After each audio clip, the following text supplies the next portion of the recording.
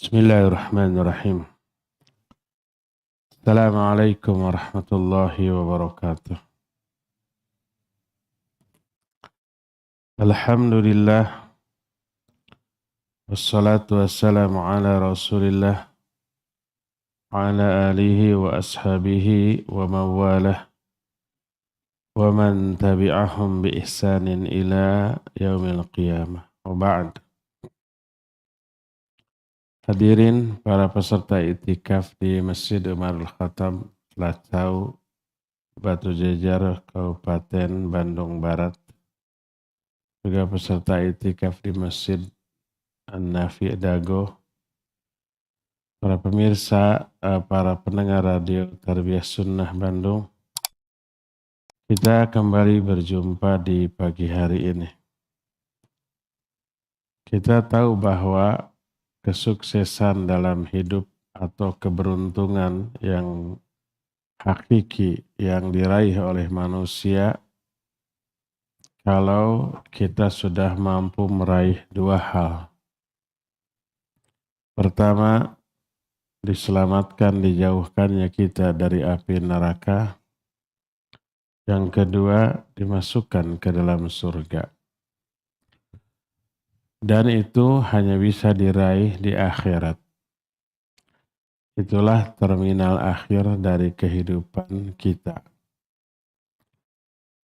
Keberuntungan dan kebahagiaan yang harus kita kejar itu yang hakiki, yang di sana. Sebab hidup kita di dunia ini sementara hanya sekedar untuk menjalani hukuman atas kesalahan yang dilakukan oleh bapak moyang kita dahulu. Tergoda oleh iblis laknatullahi alaih. Nanti kita akan kembali kepada hak kehidupan yang hakiki di negeri akhirat. Allah menyatakan wa inna daral akhirah lahiyal hayawan. Sesungguhnya negeri akhirat itulah kehidupan yang sebenarnya. Kehidupan yang serius. Kalau sekarang main-main. Di dunia ini sementara. Semua akan berlalu, semua akan ditinggalkan, semua akan musnah, semua akan hancur. Adapun yang abadi di akhirat. Kalau di akhirat kita menderita, waliyadzubillah, maka kecelakaan atas kita. Kebinasaan yang abadi.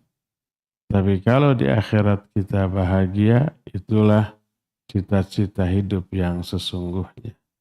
Dan kebahagiaan atau kesuksesan dalam hidup di akhirat nanti hanya bila tercapai dua hal, dijauhkan dari api neraka, dimasukkan ke dalam surga. Faman zuhziha 'anil nar wa udkhilal jannah faqad faza. Siapa yang dijauhkan dari api neraka dan dimasukkan ke dalam surga, sungguh dia telah berbahagia, dia telah beruntung.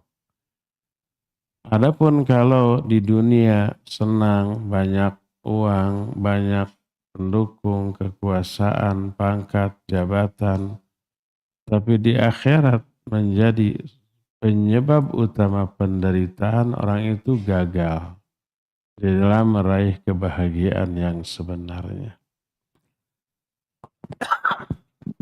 Jadi raihlah dua hal, yaitu jauhkan diri kita dari api neraka dan berupayalah untuk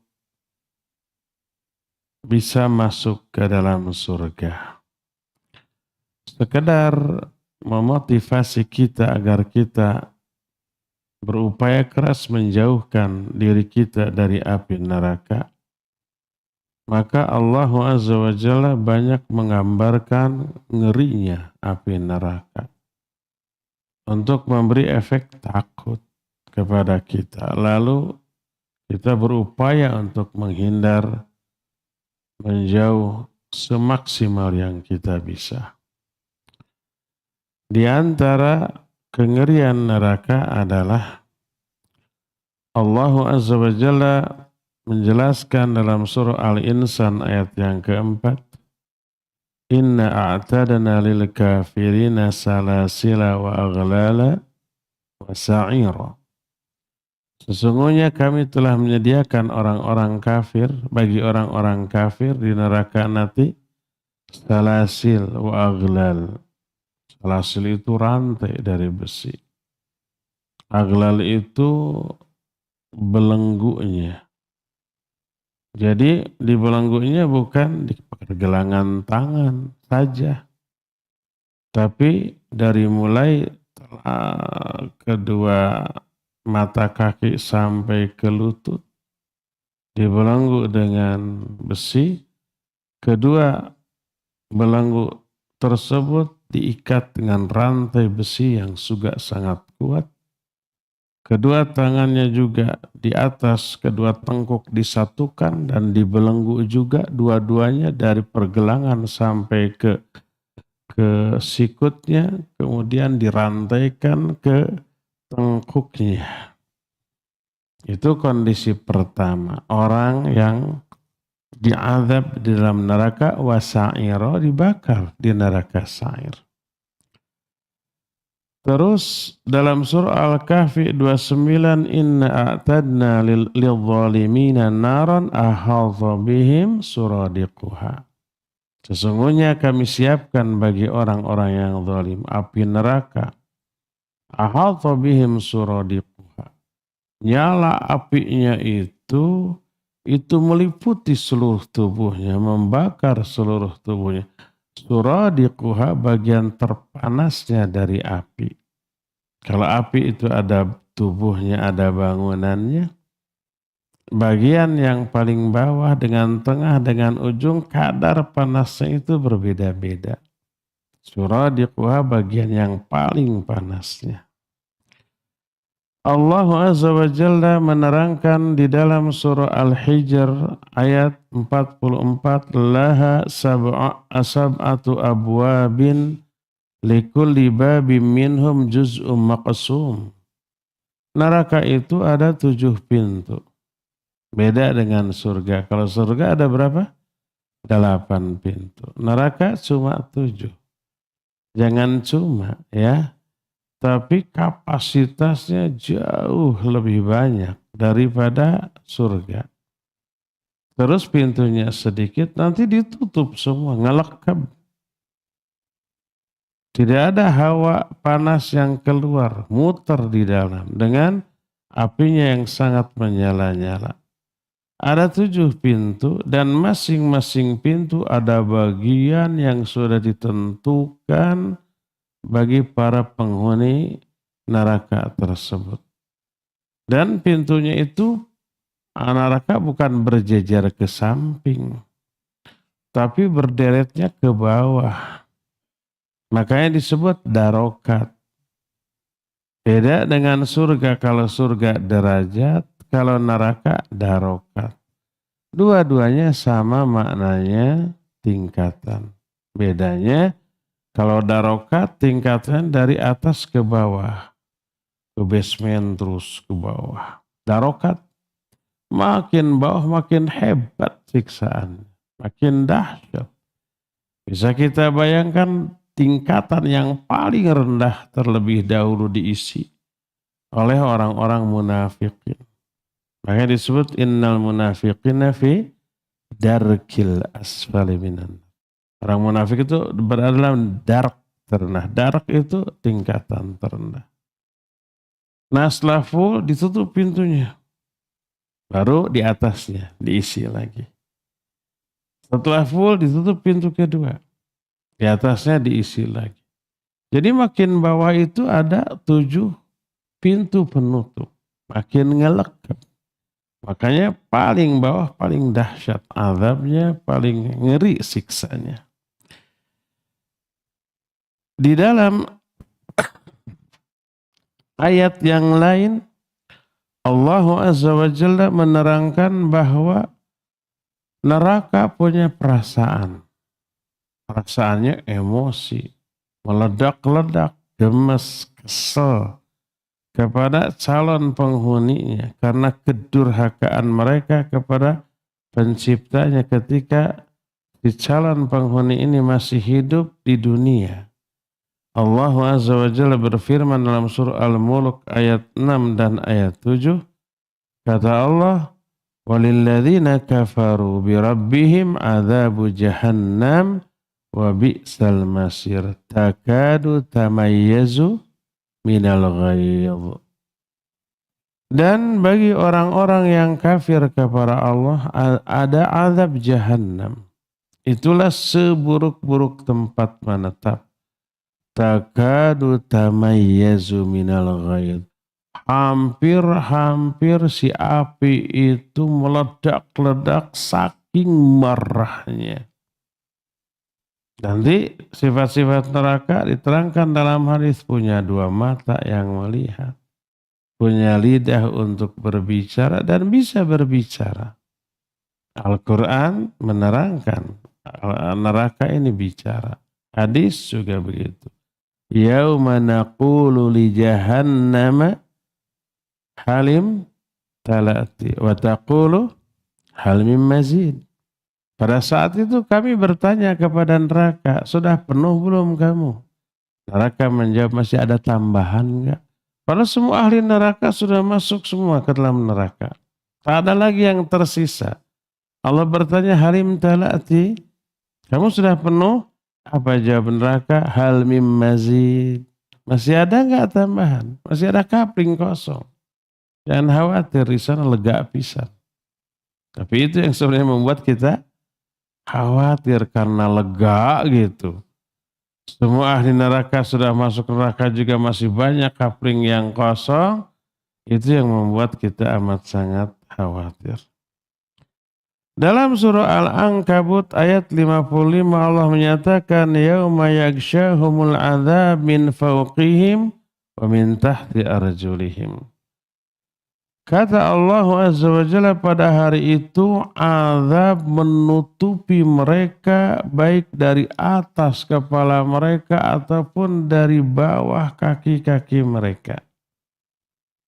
Dari atas diliputi oleh api, dari bawah dibakar oleh api.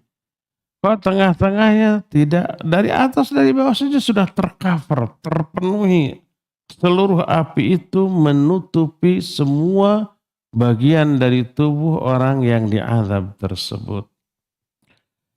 Selain itu, Allah pun menerangkan dalam surah Az-Zumar ayat 16, lahum min fawqihim dhulalun minan nar wa min tahtihim dhulalun dzalika yukhawifullahu bihi ibadah ya ibadi fattaqun. Bagi mereka, bagi para ahli neraka, di atas mereka ada dhulalum minan nar, ada naungan. Kalau naungan di dunia kesannya adem ya, teduh gitu. Ini di neraka. Dhulalum minan nar, dari api. Demikian juga wa min tahtihim dhulal. Dari bawahnya juga ada gumpalan api. Dzalika yukhawifullahu bihi ibadah. Itulah cara Allah menakut-nakuti hambanya agar takut. Pantas nggak kita takut? Sangat pantas, harus. Dan rasa takut ini wajib kita miliki. Makanya Allah menyatakan, fattaquni. Ya ibadi fattaquni. Wahai hambaku, bertakwalah kalian kepadaku. Makna bertakwa kepadaku, lindungi diri kalian dari kemurkaanku. Karena makna takwa berasal dari kata waqa, yaqi. Waqa itu artinya melindungi diri. Takwa itu ja'lul amdi wiqayatan mimma yakhafu. Seorang hamba membikin pelindung, membikin perisai dari apa yang ditakutinya. Itu makna takwa. Makanya takwa tidak hanya diperintahkan kepada Allah saja. Kepada neraka juga takwa. fattaqun nar. Fattaqullah. Takwalah kalian kepada Allah.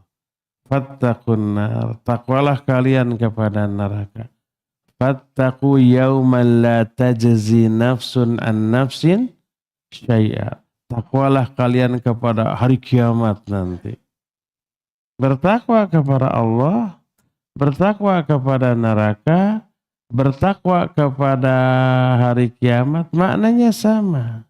Lindungi diri kalian dari murka Allah, lindungi diri kalian dari siksa neraka, lindungi diri kalian dari keburukan hari kiamat. Bahkan fattaqud dunya wattaqun nisa. Bertakwalah kalian kepada dunia, bertakwalah kalian kepada wanita. Maknanya lindungi diri kalian dari fitnah dunia, lindungi diri kalian dari fitnah wanita. Bertakwa kepada wanita bukan taat tutur wanita, bukan, keliru. Itu mah menjerumuskan diri ke dalam fitnah wanita hari itu mah. Jauhi. Kecuali kalau mau nikahinya dekati. Kalau enggak jauhi gitu.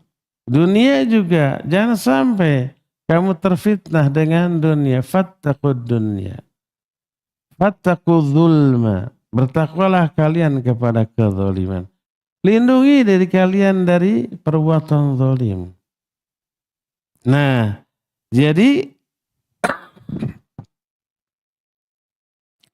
Allah telah menakut-nakuti hambanya dengan kedahsyatan neraka, maka bertakwalah kalian kepadaku. Karena neraka adalah kemarahanku. Kalau kalian tidak melindungi diri, menjauhkan diriku, dan menyalihkan diri kalian dari kemarahanku, kena azab neraka. Jadi bertakwa kepada Allah, bertakwa kepada neraka, bertakwa kepada hari kiamat, bertakwa kepada dunia, kepada wanita, maknanya sama. Bikin perlindungan diri dari semua itu. Caranya apa? Laksanakan semua perintah Allah, jauhi semua larangannya, itulah pelindungnya. Itulah yang bisa menjauhkan kita dari api neraka tersebut. Lihat penjelasan surah Al-Waqiah mulai 41 sampai 44 tentang golongan kiri. Wa ashabus shimal. Ma ashabus shimal. Golongan kiri. Betapa celakanya golongan kiri. Bagaimana kecelakaannya? Fi samumin wa hamim wa dhillim miyahmum la baridiu wala karim. Mereka itu berada dalam samum, hamim, dan dhillin dari yahmum. Ketika tiga ini disebut di dunia, bikin adem. Samum artinya angin. Hamim artinya air. Dhillin artinya naungan. Ketika kita mendengar tiga ini di dunia, enak, adem. Ada angin, ada air, ada naungan. Kan enak ya. Tapi ketika ini di neraka, semua jadi siksaan. Samum itu angin yang super panas. Di dunia ada nggak angin yang ketika benda kena angin itu terbakar? Ada, namanya angin bahorok. Kita pernah belajar waktu SD. Belum pernah lihat, apalagi merasakan. Kalau merasakan mati kita. Jadi itu pohon yang terkena angin itu langsung terbakar. Binatang, makhluk hidup kena itu mati sudah, gosong sudah. Itu di dunia. Ini di akhirat. Samum angin yang super panas. Hamim air. Di dunia ketika kita mendengar air, adem. Ini sangat panas. Kalau satu tetes air hamim diteteskan ke ubun-ubun orang, air itu tembus saking panasnya, masuk ke dalam tubuhnya dan menetes kembali ke bawah. Sepanas apa itu hamim? Dhillim miyahmum, naungan awan juga dari api neraka yang sangat panas. La barid wala karim. Tidak ada barid, tidak ada karim, tidak ada kesejukan, tidak ada kenyamanan. Walaupun 3 hal yang tadi disebutkan ketika di dunia membuat nyaman, membuat sejuk. Angin, air, dan naungan. Ini belum apinya. Baru 3 hal yang di dunia menyejukkan. Tapi di akhirat, di neraka, na'udzubillah. Belum apinya nih. Bagian terenteng dari nerakanya pun seperti anginnya, airnya, naungannya itu berupa siksaan, apalagi berupa apinya. Karena itu pernah para sahabat zaman dahulu diperintahkan perang dalam musim panas. Musim panas di negara Saudi, bayangkan. Di negara Arab. Sekitar bulan Juli Agustus itu puncak-puncaknya musim panas.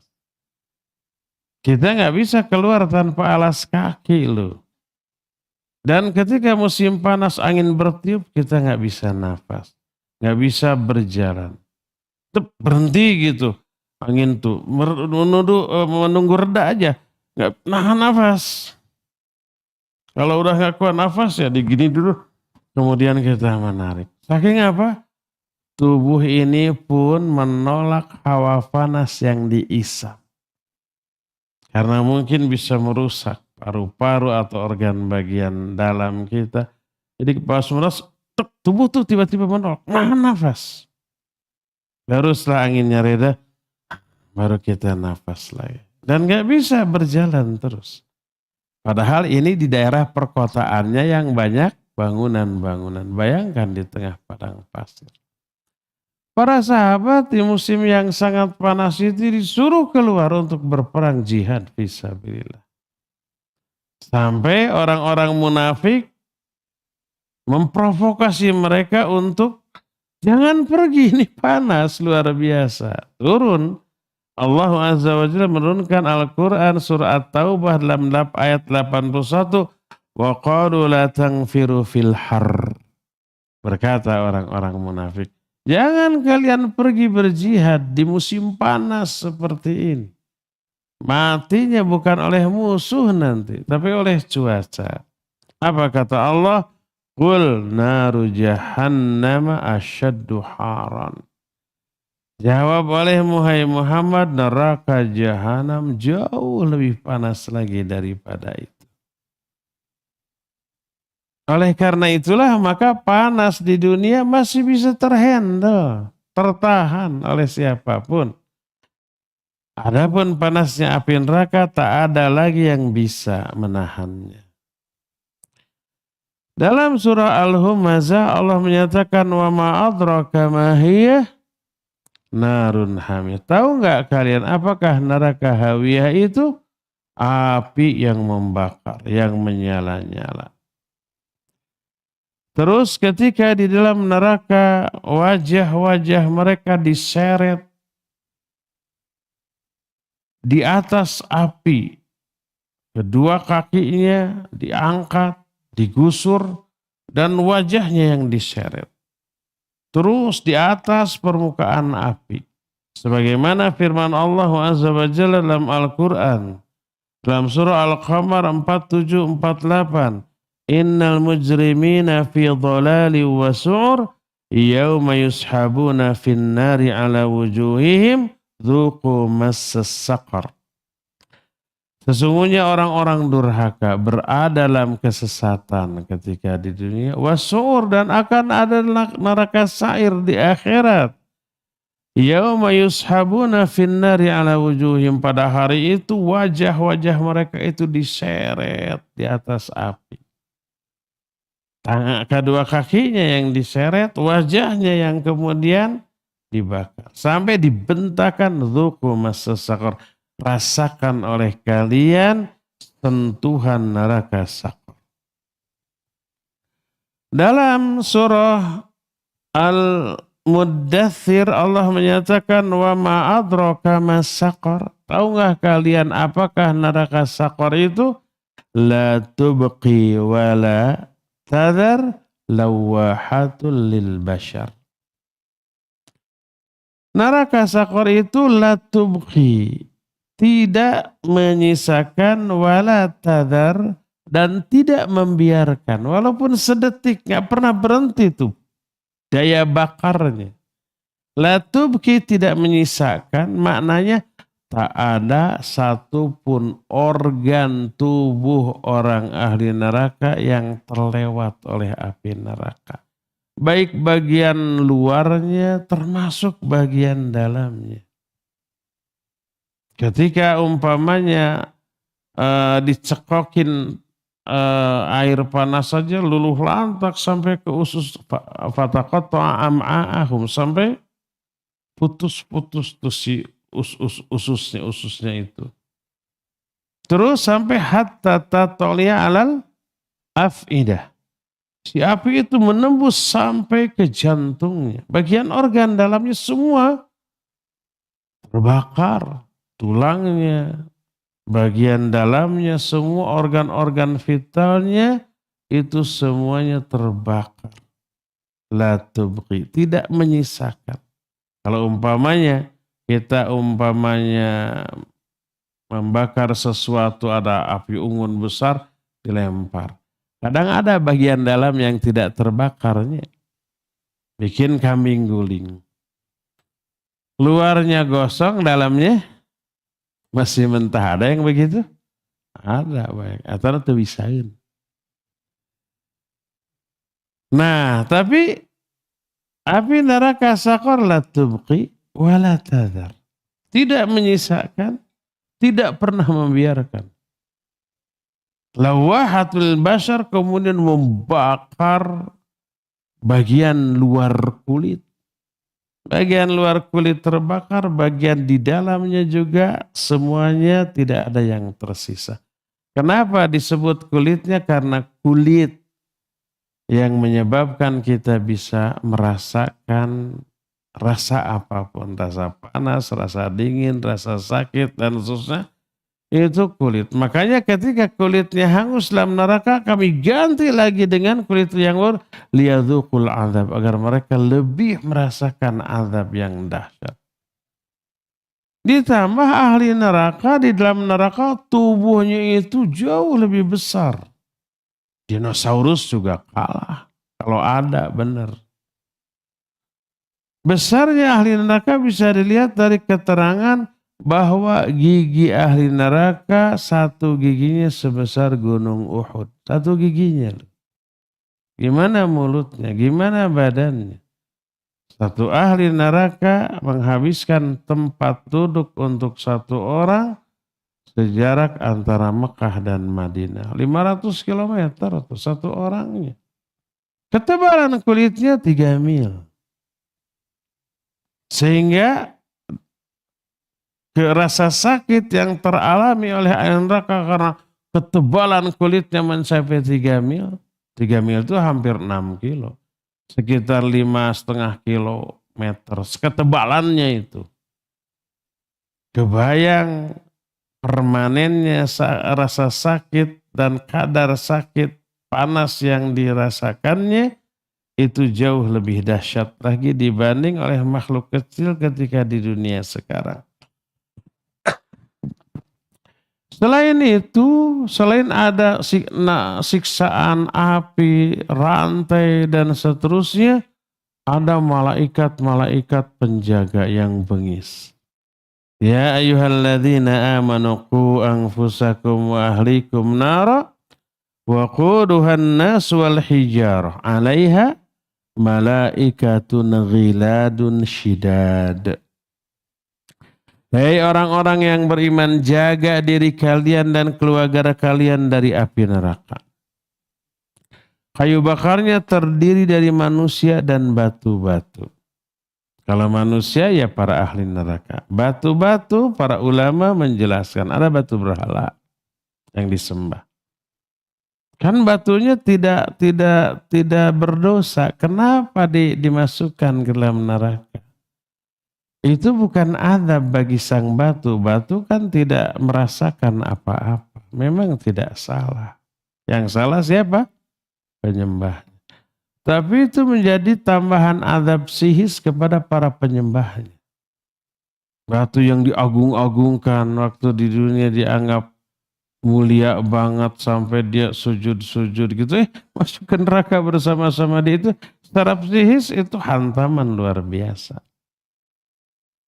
Terus sebagian ulama menyatakan batu di sana batu kibrit, batu belerang. Karena ada 5 keistimewaan batu belerang. Pertama siratul iqab. Itu nyantok kalau didekatkan ke api. Nyantok itu apa? Mudah terbakar. Kedua, kadar panasnya itu lebih tinggi daripada kayu bakar yang lain. Antara satu kayu bakar dengan kayu bakar lain juga kan kadar panas yang ditimbulkannya bedanya tergantung jenis kayunya. Batu bara panasnya beda. Ini batu kibrit terpanas.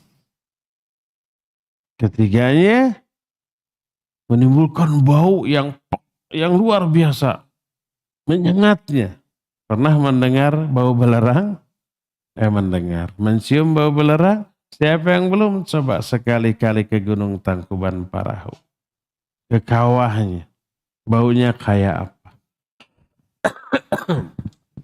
Keempatnya, kalau dibakar menimbulkan asap hitam yang pekat, bikin perih di mata. Dan yang kelimanya lengket, kalau umpama dikena badan lengket sudah. Menimbulkan panas yang berlebih. Itu 5 karakter dari batu kibrit. Ini dijelaskan oleh Imam Ibnu Qayyim rahimahullahu ta'ala ketika menerangkan keistimewaan batu kibrit yang menjadi kayu bakar neraka. Terus selain itu Allah menyatakan alaiha malaikatun. Di neraka itu ada para malaikat. Sifatnya ghilad dan syidad. Adapun ghilad maknanya kata Imam Ibnu Katsir rahimahullah adalah makhluk yang sudah tercabut rasa belas kasihan pada dirinya. Enggak ada belas kasihan, si raja tega. Karena tugasnya nyiksa. Kalau nyiksa ada perasaan kasihan teteganya.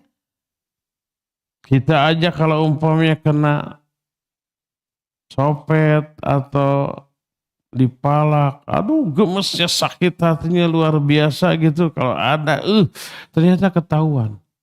Hajar masa babak belur setelah berdarah-darah. Kita bilang udah jangan kasihan. Udah ke polisi kan gitunya. Tapi nama gemes.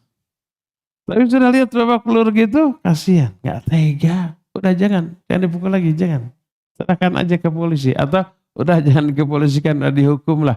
Biarkan dia bebas kasihan. Kan kadang ada yang begitu juga. Kita masih ada belas kasihan. Ghilad malaikat yang tak berbelas kasihan. Karena harus nyiksa. Syidad tubuhnya secara fisik kuat. Walaupun ada di neraka. Pertama dia tidak terbakar. Yang kedua tidak merasakan kepanasan sedikit pun. Keluar masuk penjara menyiksa dengan api, dengan alat-alat siksa. Sedikit pun tidak merasakan penderitaan dengan hal itu. Kita di Indonesia ini di Krakatau Steel tuh di Cilegon ada pabrik apa? Baja. Itu ada pembakaran panas. Petugasnya di sana pakai baju anti api gitu. Tersiksa nggak mereka? Tersiksa. Begitu dibuka ngoprot, nafasnya ngah-ngahan gitu kan. Itu mah orang. Karena orang tidak syidad. Para malaikat syidad. Mereka mau ditempatkan di neraka atau di surga, nggak ada bedanya. Di surga mereka tidak mengalami kenikmatan seperti yang dirasakan oleh ahli surga. Malaikat yang ditugaskan di neraka tidak mengalami penderitaan seperti yang dialami oleh manusia di neraka. Jadi kebayang bengisnya malaikat yang ditugaskan untuk menyiksa di dalam neraka tersebut. Di dalam ayat yang lain, kondisi ahli neraka selain dibakar tadi diterangkan dalam kondisi yang sangat mengenaskan. Surah Ibrahim ayat 49 dan 50 menyatakan, wa taral mujrimina yawma idzin muqarranina fil asfad sarabiluhum min qatiran wa tagsha wujuhahumun nar. Engkau lihat orang-orang durhaka pada hari itu. Mereka dibelenggu dengan rantai-rantai besi. Diterangkan dalam ayat lainnya, kedua tangannya disatukan ke tengkuknya, kemudian dirantai. Kedua tangan ini pakai belenggu besi yang sangat kuat. Kedua belenggu tadi disatukan dengan rantai. Begini gitu. Nah terus sarabiluhum min qatiran. Pakaian mereka dari qatiran. Qatiran bahasa kita ter. Maknanya logam yang mencair. Kenapa logam mencair? Panas. Sedikit dingin aja udah beku kan. Kalau mencair berarti panas itu di atas ribuan derajat Celcius. Nah itu menjadi pakaian. Bagi ahli neraka melingkupi seluruh tubuhnya. Wa yagsha wujuhahumun nar. Dan wajah mereka ditutupi dengan api. Dalam kondisi seperti itu mereka tidak mati. Dalam kondisi terbelenggu dengan rantai, mereka diseret. Kadang diseret di atas air yang sangat panas, beres air diseret lagi di atas api. Bergiliran, bervariasi siksaan yang diberikan kepada mereka. Sebagaimana diterangkan oleh Allah dalam surah Ghafir 71-72. Idil aglalu fi a'naqihim wassalasilu yushabun fil hamimi thumma fin nari yusjarun. Kata Allah Azza wa Jalla, ketika belenggu berada di atas tengkuk-tengkuk mereka dan rantai-rantai. Kedua tangannya disatukan di atas tengkuk, dibelenggu dan diikat dengan rantai besi. Yushabun, lalu mereka diseret fil hamim. Diseretnya di atas air yang sangat-sangat panas, lebih dari mendidih. Diseret, kemudian thumma finnar yusjarun, kemudian mereka di atas api juga sama diseret. Diseret di atas air, kemudian pindah ke api dalam keadaan terbelenggu seperti itu. Siapa yang menyeretnya? Para malaikat yang bengis tadi. Selain itu mereka diberi pakaian, tidak dibiarkan telanjang. Tapi pakaiannya juga dari api. Dipotongkan, disiapkan, difitting dulu, iya.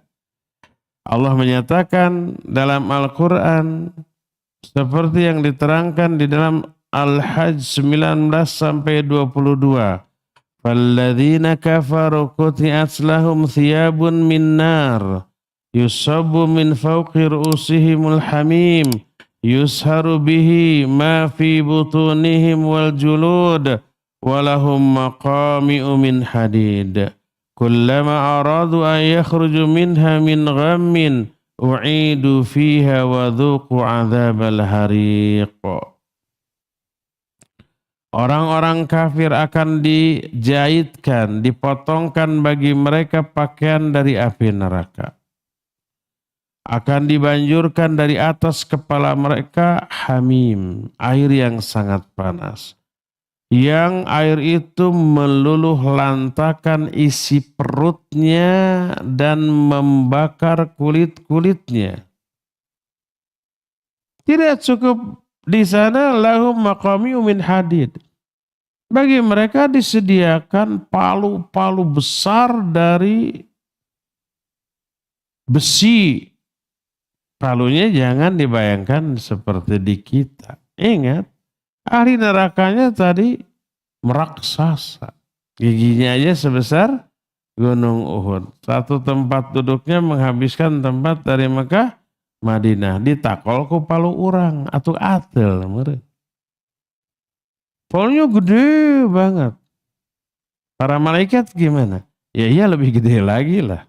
Ya. Yang apabila palu itu sekali dipukulkan oleh malaikat ke sebuah gunung batu, gunung itu rata jadi tanah. Saking dahsyatnya itu, kerasnya palu dan kuatnya pukulan. Itu yang kemudian dipukulkan kepada para ahli neraka. Setiap kali mereka ingin keluar dari api neraka, mereka dikembalikan lagi secara paksa dan dibentakkan kepada mereka, rasakan oleh kalian azab yang sangat membakar ini.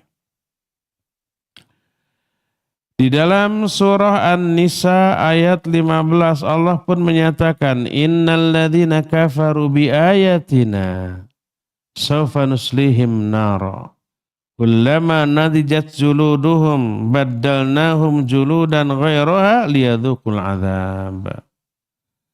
Sesungguhnya orang-orang yang kafir kepada ayat-ayat kami masukkan mereka ke dalam api. Setiap kali habis kulit-kulit mereka oleh api, kami ganti lagi dengan kulit yang baru selain kulit yang tadi, agar mereka lebih merasakan azab. Konon ada kisah satu profesor Jepang ahli kulit masuk Islam gara-gara ayat ini. Dia mengadakan penelitian dari berbagai macam disiplin ilmu kedokteran. Dia ahli saraf juga, ahli kulit juga, internis juga gitu ya. Dia dapati yang bisa merasakan perasaan panas, dingin, sakit dan seterusnya dari tubuh kita hanya kulit.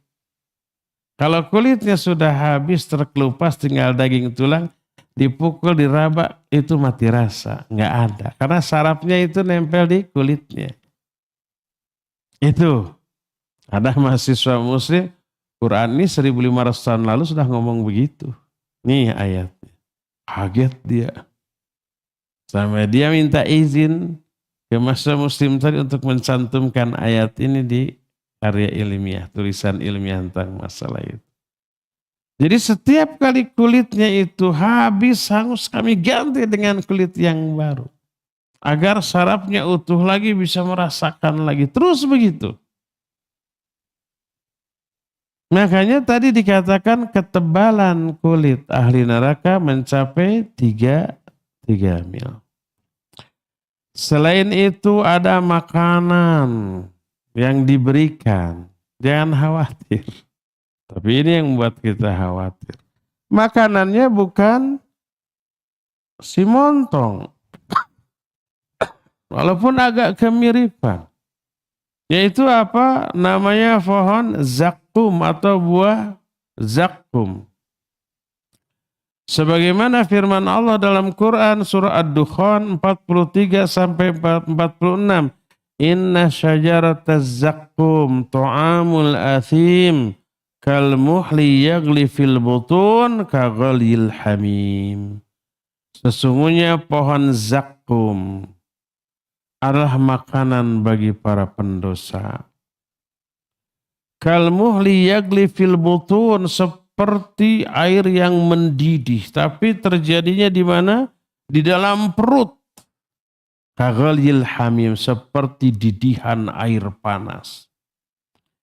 Dan pohon zakum ini adalah pohon yang seperti menyerupai kepala setan, sangat mengerikan bentuk rupanya dan berduri itu, sebesar kepala. Kemudian dipaksakan, disumpalkan ke mulut para ahli neraka. Kabayangkan melag di natikoro, kena elak-elakan, melag itu apa, nyangkut gitu, berduri loh. Makanya kayak durian iya. Tapi durinya kalau durian kan pendek. Ini mah panjang-panjang jauh lebih tajam. Duri-durian bisa melukai tangan? Iya, saya pernah berdarah pas. Tapi nggak kapok, tetap saja dimakan. Saking keselnya ke durian sudah melukai saya. Makanya dulu ada orang Arab di Libya, ketika menjelaskan buah utrujah yang kemarin, dia nanya di Indonesia ini, apa buah yang manis, wangi gitu. Kata anak-anak durian. Durian. Abu Syauka. Abu Syauka itu durian. Masyakluha kata dia. Gimana bentuknya? Nah, kita bilang ukurnya kan narjil. Narjil itu kelapa. Walakin fi syaukah kathiru. Apa kata? Na'udzubillah. Hada ta'amu ahli nar. Hada zakkum. Ta'amu ahli nar gitu. Itu makanan ahli neraka. Belum nyoba dia. Kalau sudah nyoba mungkin ada yang nggak suka. Wallahu a'lam. Saya nggak tahu kelanjutannya gimana. Apa orang itu nyoba atau tidak. Di dalam surah As-Saffat 64-65 Allah menyatakan innaha syajaratun takhruju fi aslil jahim tal'uha ka'annahu ru'usyus syayatin. Pohon zakum itu keluar dari dasar api neraka jahim. Dan buahnya itu seolah-olah kepala setan. Saking apanya?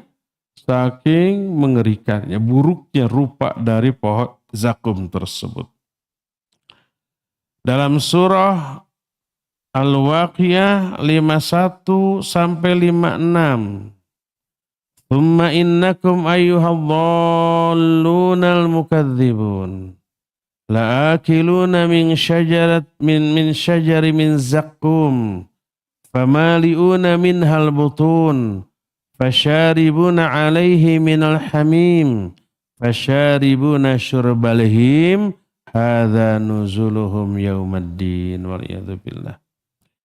Kata Allah, kemudian kalian wahai orang-orang yang sesat dan mendustakan.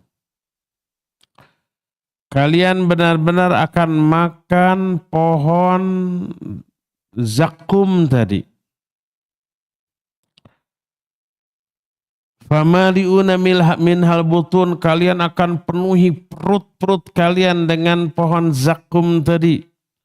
Fasyaribuna alaihi minal hamim. Terus mereka itu akan minum dari hamim. Hamim itu air yang sangat panas. Fasyaribuna syurbal him. Mereka akan minum seperti minumnya him. Him itu unta yang sangat kehausan. Tahu nggak unta kalau kehausan? Dia minum tanpa henti sampai 1 drum 100 liter itu habis dengan 1 tegukan tanpa henti, beberapa ratus tegukan. Tapi tok lok gitu terus sampai habis itu unta bisa. Kalau dalam keadaan kehausan. Seperti itu ahli neraka minum air panas tadi saking apa kehausannya. Hadza nuzuluhum yaumaddin. Itulah jamuan bagi mereka pada hari kiamat. Itu bagi orang-orang durhaka yang apa? Yang dimasukkan oleh Allah Azza wa Jalla ke dalam neraka. Rasa hausnya menyengat. Sampai mereka teriak minta minum walaupun tahu minuman yang dicekokkan adalah kayak begitu. Saking panasnya itu air, baru didekatkan ke wajahnya aja, belum diminumkan, wajahnya itu sudah terbakar. Hanya dengan hawa panas yang keluar dari air tersebut. Sebagaimana diterangkan dalam Al-Quran dalam surah Al-Kahfi ayat 29, wa iyastaghithu yughathu bima'in kalmuhli yashwil wujuh bi'sas syarab wa sa'at murtafaqa. Kata Allah, apabila mereka berteriak minta minum karena haus air gitu, yughathu bima'in, mereka diberikan minuman dari air kalmuhli yang sangat seperti muhli, seperti logam yang mendidih. Kenapa logam mendidih? Panas. Cairan logam yang mendidih. Yashwil wujuh baru didekatkan ke hawanya aja itu sudah membakar wajahnya. Bi'sas syarab. Seburuk-buruk minuman. Wasa'at murtafaqo dan seburuk-buruk tempat tinggal. Dalam surah Muhammad ayat yang ke-15, wasuqu ma'an hamiman faqatta'a am'a'ahum, mereka dicekoki dengan air yang sangat panas sampai luluh lantak hancur usus-usus mereka karena panasnya air tersebut. Selain minuman berupa air panas, ada lagi minuman berupa nanah dan darah. Allah berfirman dalam Al-Quran dalam surah Ibrahim ayat yang ke-16 dan 17.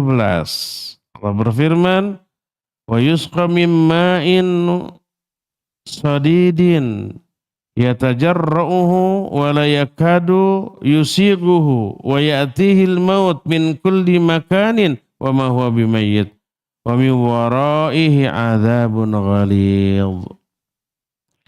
Mereka diberi minuman dari air dan nanah.